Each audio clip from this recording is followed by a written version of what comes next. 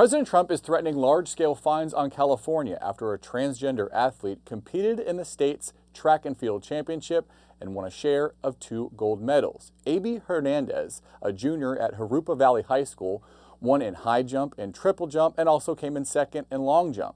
Hernandez shared the medal podium with biological girls after a rule change meant to prevent them from being supplanted on the podium and in record books. Still, participation of Hernandez in the meet added to the ongoing political controversy surrounding trans athletes in women's sports. Joining us to discuss, Alex Gangitano, White House reporter here at The Hill. Hi, Alex. So this is an issue that President Trump and Republicans have been hyper-focused on. Trump signed an executive order banning trans athletes from participating in women's sports. But under California law, Hernandez is allowed to compete. So what's Trump going to do about it?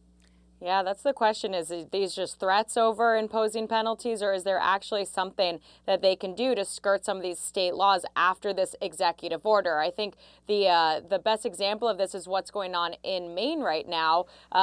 Their governor has said you can't ban athletes. That's against our state laws from competing, whether trans or wanting to compete in women's and girls' sports.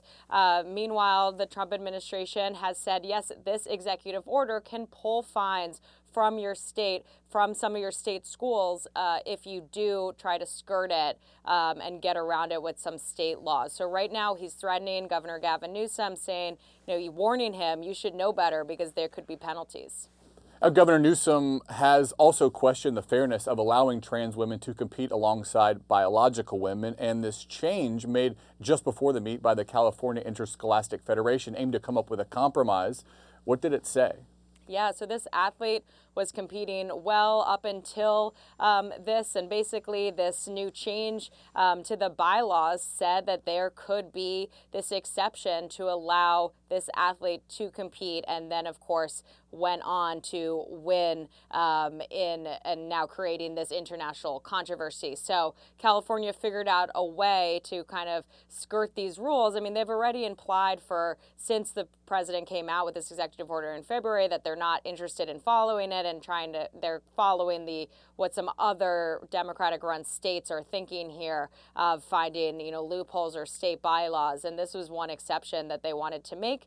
Turned out that, this athlete won, and now it seems to have really stirred up this big question again over transgender athletes in women and girls sports. Basically, the way I understand it is that if you had a trans athlete win a gold medal, you would also have the next best non-trans athlete that had the next best score would also win a gold medal, and they'd both be on the podium together. And this is what actually happened in California. Governor Newsom's office called that change a reasonable, respectful way to navigate a complex issue, but doesn't seem like it quieted the controversy. Groups opposed to trans athletes competing in women's sports flew a plane over the meet with a banner that read, "No boys and girls sports." Hernandez sharing the medals sparked a new round of outrage on conservative social media. And of course, President Trump seems like he's eager to join in that fray.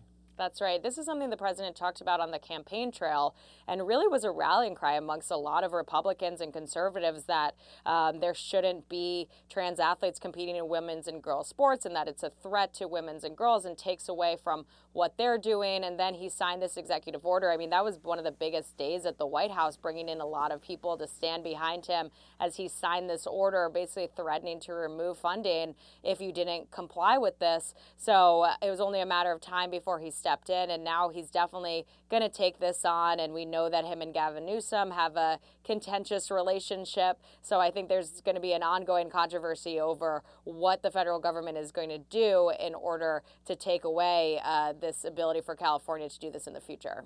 All right, Gavin Newsom, not one to be quiet about any issues. Will be interesting to see what he says about this one. Alex Gangitano, thanks so much. Thanks, Joe.